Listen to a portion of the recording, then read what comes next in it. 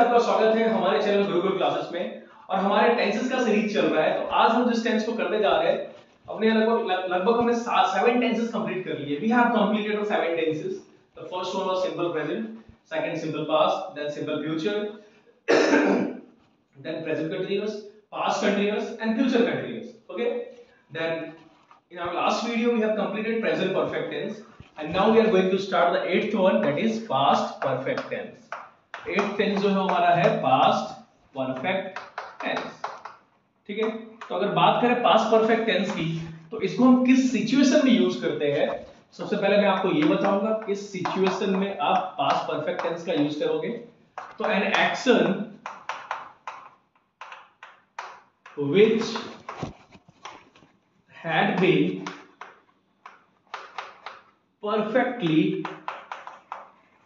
completed till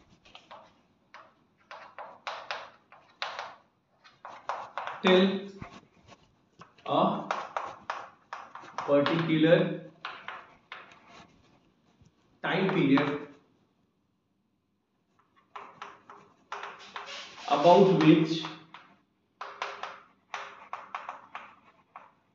which we are talking।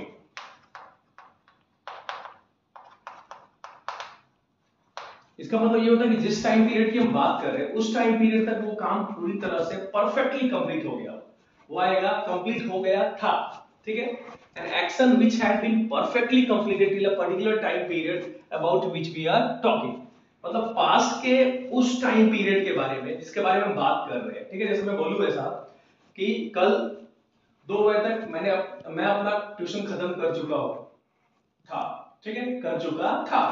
कल 2 बजे तक मैं अपना ट्यूशन कंप्लीट कर चुका था। कल 10 बजे तक हम क्रिकेट खेल चुके थे। ठीक है, कल 10 बजे तक हमने क्रिकेट खेल लिया था। ठीक है, कल रात को 9 बजे तक हमने अपने वीडियो से रिलेटेड सारे काम कंप्लीट कर लिए थे। ठीक है, तो आप ये देख रहे हैं कि पास्ट में एक पर्टिकुलर टाइम पीरियड तक हमारा काम जो है, ठीक है, वो परफेक्टली कंप्लीट हो गया। ठीक है, और हिंदी में आप कैसे पहचानोगे, तो यहां पे आएगा चुका था,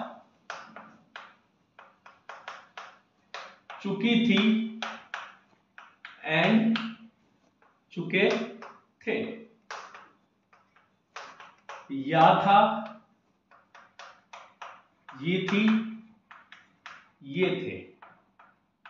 ओके, तो वाक्य के लास्ट में अगर ये सारी चीजें आती है तो आपको समझ लेना है कि ये टेंस जो है वो हमारा पास्ट परफेक्ट टेंस है। बेसिकली हम क्या करने वाले हैं, हम हिंदी के सेंटेंस को इंग्लिश में ट्रांसलेट करते हैं। Okay, because we all are Hindi speaking people, Hindi भाषी लोग हैं। ठीक है, तो यहां पे मैंने आपको बताया कि किस सिचुएशन में आपको इस टेंस का यूज करना है और हिंदी में कौन से वाक्य होंगे, ठीक है, जिसको आपको पहले समझना है कि ये वाक्य जो है, ये सेंटेंस जो है वो इस पर्टिकुलर टेंस का है, पास्ट परफेक्ट टेंस का है। और उसके बाद क्या करेंगे, हम उसका ट्रांसलेशन करेंगे। उसके बाद आगे चलते हैं हम रूल्स पे। ठीक है, जिसको आप रूल्स, फॉर्मूला जो भी बोलते हो टेंसेस के। ठीक है, तो सबसे पहले हम एफर्मेटिव रूल लिखेंगे, फिर हम नेगेटिव रूल लिखेंगे और फिर हम इंट्रोगेटिव रूल लिखेंगे। ठीक है, तो सबसे पहले अगर हम बात करें पास्ट परफेक्ट के एफर्मेटिव रूल की, तो वो होगा subject plus had plus V3 plus object. Okay, negative rule subject plus had plus not plus V3 plus object. And then we'll go for the interrogative. It is had plus subject plus V3 plus object plus question mark। ठीक है, तो ये हमारा rules है जिसको हमें follow करना है जब हम ट्रांसलेट करेंगे तो। ठीक है, यहां पे कोई भी प्रोनाउन हो, I, we, you, he, she, it, they, चाहे वो फर्स्ट पर्सन का हो, सेकंड पर्सन का हो, थर्ड पर्सन का हो, सिंगुलर नंबर हो, प्लूरल नंबर हो, चाहे नाउन में सिंगुलर नाउन हो या प्लूरल नाउन हो, सबके साथ हमें क्या यूज करना है, हैड का ही यूज करना है। क्योंकि हमारे पास पिछले टेंस की तरह, प्रेजेंट परफेक्ट की तरह हैज है, दो ऑप्शन नहीं है हेल्पिंग वर्ब में, हमारे पास सिंगल हेल्पिंग वर्ब है। तो ये आप आसानी से क्या कर सकते हो, इसका यूज कर सकते हो। यहाँ बिना किसी कंफ्यूजन के आप क्या कर सकते हो, इसको यूज कर सकते हो। ठीक है, तो चलिए आगे हम एक सेंटेंस बनाते हैं इस टेंस का। एक हिंदी का सेंटेंस लिखते हैं, उसको ट्रांसलेट करेंगे।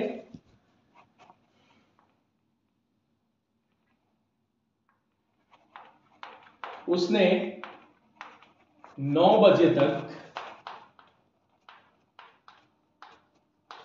अपना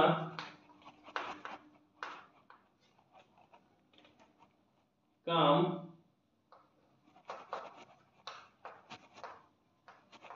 पूरा कर लिया था, पूरा कर लिया था।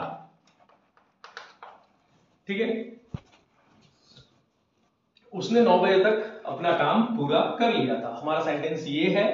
ठीक है, तो आप देख सकते हैं कि ये सेंटेंस जो है वो हमारा एफर्मेटिव सेंटेंस है, तो हम क्या करेंगे, एफर्मेटिव रूल को अप्लाई करेंगे। मैंने आपको बताया है कि कभी भी आप ट्रांसलेशन करते हो then the tenses rule should be there in your mind. ठीक है, आपके दिमाग में टेंसेस का रूल होना ही चाहिए, और बहुत सिंपल रूल है, आप आराम से लर्न कर सकते हो, याद रख सकते हो। जितनी अच्छी तरह से रूल आपको याद रहेगा उतनी अच्छी तरह से आप क्या कर सकते हो, सेंटेंस को ट्रांसलेट कर सकते हो। तो हमारा सेंटेंस है उसने 9 बजे तक अपना काम पूरा कर लिया था। ठीक है, अब ये 9 बजे जो है सुबह के 9 बजे है और रात के 9 बजे है, आप दोनों में से कोई भी कंसीडर कर सकते हो, क्योंकि यहाँ पे मैंने सुबह के 9 बजे तक या रात को 9 बजे तक ऐसा नहीं लिखा है। ठीक है, तो यहाँ पे हम सुबह ही कंसीडर करते हैं। सबसे पहले हम लेंगे subject.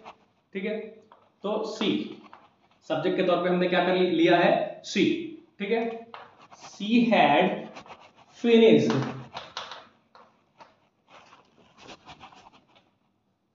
all her work till 9 AM। ठीक है, मतलब उसने सुबह के 9 बजे तक या उसने 9 बजे तक अपना काम पूरा कर लिया था, तो she had finished all her work till 9 AM। अब हमें देखना है कि हमने सेंटेंस जो ट्रांसलेट किया है वेदर इट इज करेक्ट और नॉट, ये सेंटेंस जो है वो सही है या नहीं। तो हमें क्या करना है, अपने रूल्स से चेक कर लेना है। हमारे दिमाग में रूल्स होगा, ठीक है, रिटन रूल्स तो हमें कहीं मिलेगा नहीं।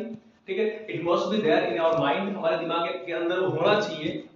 तो हम रूल्स से अगर इसको मैच करें तो पहला सब्जेक्ट आ गया she, then had, then V3 that is finished, and object उसके बाद आ जाता है, एक्स्ट्रा वर्ड जो है सेंटेंस के, जैसे 9 AM है वो सब आ जाते हैं। तो ये सेंटेंस जो है अकॉर्डिंग टू रूल्स है, मतलब हमारा सेंटेंस जो है वो 100% करेक्ट है।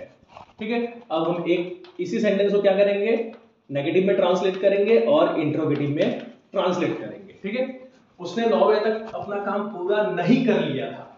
ठीक है, उसने 9 बजे तक अपना काम पूरा नहीं कर लिया था।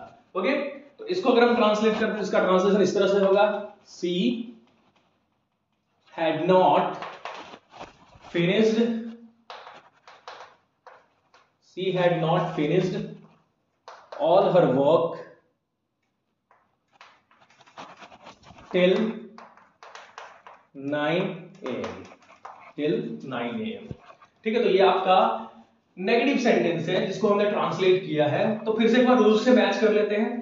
तो देखिए, सब्जेक्ट आ गया सी, उसके बाद हैड का यूज किया हमने, फिर नॉट आ गया, फिर वर्ब का थर्ड फॉर्म फिनिश्ड, एंड बाद में ऑब्जेक्ट एंड टाइम वर्ड जो है उसका यूज हमने किया है। अब एक इंट्रोगेटिव सेंटेंस बनाते हैं। क्या उसने 9 बजे तक अपना काम पूरा कर लिया था? क्या उसने 9 बजे तक अपना काम पूरा कर लिया था? यहाँ पे हम क्या करेंगे, सेंटेंस को हैड से स्टार्ट करेंगे। ठीक है, हैड जो है आपके रूल्स में दिया हुआ है, हैड से स्टार्ट करना है हमें सेंटेंस को, फिर सब्जेक्ट को लाना है। तो क्या आएगा, हैड सी